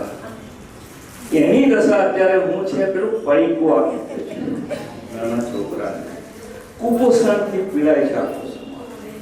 બહેનો પણ હાવ માયકો. આ દ્રશ્ય છે, મને અનુભવ થયો એટલે કહું તમને. બિલકુલ સાચી વાત છે. બિલકુલ મેં સાચી. આ જે જોયું ને એના ચહેરાઓને બધા જોયા ને હાવ ટીમના જેવા. આ યુવાનનું શું થશે? પીવાની આદતો છે. હું જ્યાં જઉં છું ત્યાં મને દુઃખ થાય છે. અત્યારે હું 8 જિલ્લા સંભાળું છું મધ્ય ગુજરાતના, અને ત્યાં હું જાઉં છું, બધું સૂઝ આપું છું, બધું પ્રવચન કરીને નીચે ઉતરું ત્યારે બધા દીકરાઓ આવે મળવા, એના મોઢા ખરાય છે. હમણાં હું ગયો તો ખેડાનું ગામ ગયો, સિરપ છે ને, સિરપ એની અંદર દારૂ, એ આખું કૌભાંડ પકડેલું દવાઓની અંદર. અને હું 5 જગ્યાએ ત્યાં સાંત્વન આપવા ગયો દીકરા દીકરીઓના મા બાપને. મરી ગયો યુવાન, સિરપ પીને દારૂ. 5 ઘેર ગયો, એના મા બાપ બેઠા છે, એની વહુ બેઠી છે, નાનું છોકરું કિલકિલાટ કરે છે, એને ખબર નથી એનો બાપો મળી. એટલો દારૂ. આ વિષયની અંદર કંઈક વિચારવું પડશે. આજે ગઈકાલના પેપરમાં જો આખું કટિંગ થાય છે, છતાં રેકેટની અંદર દારૂ કટિંગ કરે છે. શું થશે એમ કહું છું. દારૂ આટલો બધો અને યુવાનોમાં વ્યસન એટલું બધું છે, જો નહીં નીકળીએ આપણે. હું તો ધર્મગુરુઓને પણ કહેવાનું છું કે આવું તમારું માનશે, અમારું નહીં માને. રાજકારણનું જે થયું છે કહેવાની મારી ફરજ છે. બરોબર, કંઈક તક મળી છે મને કે આ બધા આપણે વિચારીએ આ દિશાની અંદર. બધી ટીકા આપણે નથી કરતા, પણ જે રીતે થઈ રહ્યું છે, આ વ્યસનો વધી રહ્યા છે, વ્યસન મુક્તિના કાર્યક્રમો આ બધી દિશામાં વિચારો એવી વિનંતી છે. ખૂબ સરસ વાત ભીખાભાઈ સાહેબે કરી આપણને. હવે 2 મિનિટમાં મારી મેઇન વાત કરું. મીરાબેન સાથે મારે બહુ ગૌરવ સંબંધ હતો. એમના મને ખૂબ જ આશીર્વાદ મને પ્રાપ્ત થયેલા છે. એમના જે કંઈ ખજાનો હતો એ ખજાનો મને માટે લૂંટાવ્યો હતો. મને જે જોઈએ તો તું લઈ જા કરીશ, અને મને ખૂબ જ એમના આશીર્વાદ પ્રાપ્ત થયેલા છે. મેં લગભગ 4 ચોપડીઓ મીરાબાની પોતે છપાવી છે, અને લોકોમાં સમાજના વેચી નથી પણ વેચી છે વધારે. અને તમે તો ખરેખર જાગરમાન છો, વ્યક્તિત્વ તમારું એવું આહલાદક છે. અને તમે જે આપણે મને પહેલ કરી કે આ ચોપડી પર 1000 હું છપાવીશ આ જ વર્ષમાં, ખરેખર ખૂબ જ સરસ તમે વક્તવ્ય આપ્યું. બીજું બી છે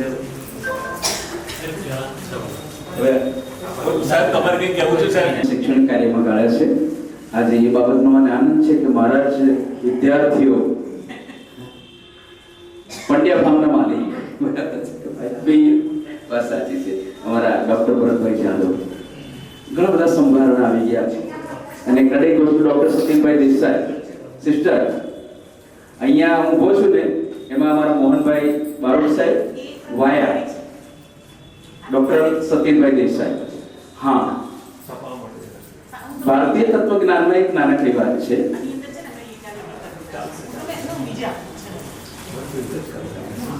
કે ફિનિક્સ પક્ષી છે એ ફિનિક્સ પક્ષી છેક સૂર્યને આંબવા જાય છે અને સૂર્યને આંબવાના પ્રયત્નોમાં તે સળગી જાય છે પૂર્ણપણે અને પછી એની રાખ ધરતી પર પડે છે અને કહેવાય છે કે ધરતીનો સ્પર્શ થવાથી પુનઃ એ ફિનિક્સ પક્ષી રાખમાંથી પુનઃ જીવંત થાય છે. અને આપણા તત્વજ્ઞાનનો હેતુ એ છે કે દરેક મનુષ્ય એક વિચાર પંખી છે. આમાં જ મીરાબેને વક્તવ્ય આપ્યું છે કે દરેક વ્યક્તિ દરેક મનુષ્ય વિચાર પંખી છે અને આવી સુંદર કથા લઈને આપ અમારે ત્યાં પધાર્યા. ભાઈ ધવલભાઈ, થેન્ક્સ. તો 906મો માઇલસ્ટોન વાર્તાલાપ અત્યંત સહજ રીતે જબીનબેને આપણી સમક્ષ રજૂ કર્યો. કવિ શેખાદમ આબોવાલાનું એક શેર યાદ આવે છે. શેખાદમ આબોવાલા જણાવે છે, આદમને કોઈ પૂછે પેરિસમાં શું કરે છે, આદમને કોઈ પૂછે પેરિસમાં શું કરે છે, એ તો લાંબી સડક પર લાંબા ડગ ભરે છે.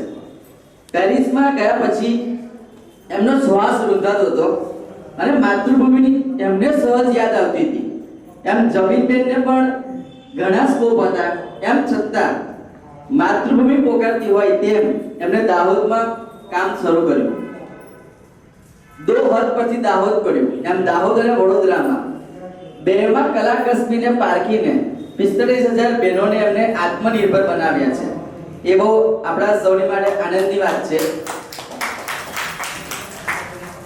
જોનાથન જેમ કમ્ફર્ટ ઝોનમાંથી બહાર નીકળીને કાર્ય કરે છે તેમ એમને પાછું અલગના ઓટલેથી જીવન યાત્રા જીવવાનો બધાને ફરી યુટર્ન મારવાનો એક ચાન્સ આપ્યો. એ પણ બહુ મજાની વાત છે. આટલો સરસ કાર્યક્રમ આટલી સારી રીતે સંપન્ન થયો છે ત્યારે આટલી બહોળી માત્રામાં સુજ્ઞ શ્રોતાજનો ઉપસ્થિત રહ્યા તેનો પણ ખૂબ ખૂબ આભાર. અસ્તુ. ગાંધી નિર્વાણ દિવસ નિમિત્તે આપણે એક કાર્યક્રમનું આયોજન કરી રહ્યા હતા કે વાણિજ્ય ભવન ખાતે, પણ હમણાં થોડી વાર પહેલાં જ આપણે એ કાર્યક્રમ પોસ્ટપોન કર્યો છે. એટલે મને એવું હતું કે કદાચ મોહનભાઈ સાથે વાત થઈ હોય ને મોહનભાઈ એ વાત કરી રહ્યા હોય, પણ એ દિવસે અમે લોકો જેલમાં કાર્યક્રમ કરી રહ્યા છીએ. ગાંધી ગીતો અને ગાંધીજીના પ્રદર્શન એવું હમણાં થોડી વાર પહેલાં નક્કી કર્યું છે. એટલા માટે દાહોદના ઘણા બધા ઉપસ્થિત છે ત્યારે એક ઋણ સ્વીકાર કરવાનું મન થાય છે કે ભોગીલાલ ગાંધી એમણે પોતે બહુ સુંદર તું તારા દિલનો દીવો તારે ઓરે ઓરે ઓ ભાયા તું તારા દિલનો દીવો તારે વિશ્વ માનવ ચલાવતા હતા અહીંયા. અને એવા જ એકમેક ચલાવનાર જવાહર પરીખ એ પણ દાહોદના. અને અમારા સતીનભાઈ ને કુસુમબા તો યાદ આવે દાહોદની વાત થાય છે. પણ દાહોદમાં જે સંસ્કાર છે પંચમહાલ જિલ્લો ઓરિજિનલ એમાં ઠક્કર બાપાને કારણે છે. ઠક્કર બાપા વર્ષો પહેલા અને એમણે જે તપ કર્યું ઠક્કર બાપાએ, આજનો જમાનો ને એ જમાનો કેટલો બધો ફરક હતો. ત્યાં જઈને ધૂણી તખાવી રાની પરત લોકોની વચ્ચે, ભીલ લોકો વચ્ચે એમને વ્યસન મુક્ત કરવા, એ બધું કેટલું બધું વિપુલ કામ છે. પણ એ દુર્લભ કામ એમણે કર્યું, યજ્ઞ કામ કર્યું. આજે પંચમહાલ જિલ્લામાં મવડાના વૃક્ષો ઉપરથી મવડાના જે ફૂલ ગરે એનો જે ગૃહ ઉદ્યોગ એ પણ અમુક વ્યવસ્થિત રીતે થાય તો મની અર્નિંગ થાય છે ખૂબ સરસ રીતે. પણ કોઈ બી કદાચ વ્યવસ્થિત રીતે થતું નથી, પણ એ થવું જોઈએ. અને અમુક જગ્યાએ થાય છે પણ ખરું. પણ ample scopes are there, plenty of work. અને એમાં યુવાનો જોતરાય ને આ બેન જેવાની પ્રેરણા લે તો ઘણું કામ થાય એમ છે. ધન્યવાદ. એટલું ચોક્કસ કહીશ કે તમારે અહીંયા આવવાનું આજે ઈશ્વરે ઘડ્યું હશે, કેમ કે આ પણ એક અલગનો ઓટલો જ છે. હા, બરાબર છે. તમે જે ગીત ગાયું શુભ મંગલ હો, એ શુભ મંગલ હો પણ અમારા પહેલા જે નિયામક હતા એમનું પ્રિય ગીત હતું અને એમનું ઉપનામ પણ અલગ હતું. અમે લોકો દરરોજ સવારે અમારું કામ શરૂ કરીએ ને તો અમારી ટીમ સાથે અમે ઓમકાર કરીએ અને પછી શુભ મંગલ હો. ગાઈએ અને પછી શરૂ કરીએ કામ. બસ ખાલી તમારા અને મારા અવાજમાં ફેર છે. શુભ મંગલ હો, શુભ મંગલ હો. તું તારા અવાજ એવી રીતે. તું તારું જેવા વિચાર કરશો તેવા તમે થવાના, જેવા વિચાર કરશો તેવા તમે થવાના. દિલના વિચાર નક્કી જીવન બની જવાના. કેવા વિચાર ચાલે ઉજ્જવળ મલિન કહી દો, સેવો વિચાર ઉજ્જવળ ઉજ્જવળ તમે થવાના. જેવા વિચાર કરશો તેવા તમે થવાના. દિલના વિચાર નક્કી જીવન બની જવાના. વિકૃત વિચાર તમને ખેંચી જશે અધર્મે, સેવો વિચાર સંસ્કૃત સંસ્કૃત તમે થવાના. જેવા વિચાર કરશો તેવા તમે થવાના. દિલના વિચાર નક્કી જીવન બની જવાના. પ્રેમલ કહે વિચારો પ્રારબ્ધના છે બીજક, પ્રેમલ કહે વિચારો પ્રારબ્ધના છે બીજક. સેવો વિચાર અદ્ભુત અદ્ભુત તમે થવાના. સેવો વિચાર અદ્ભુત અદ્ભુત તમે થવાના. જેવા વિચાર કરશો તેવા તમે થવાના. દિલના વિચાર નક્કી જીવન બની જવાના. બેન, અમને આશા છે કે ચોક્કસ ફરીથી અત્રે આ પધારશો જ. Okay, thank you all of you.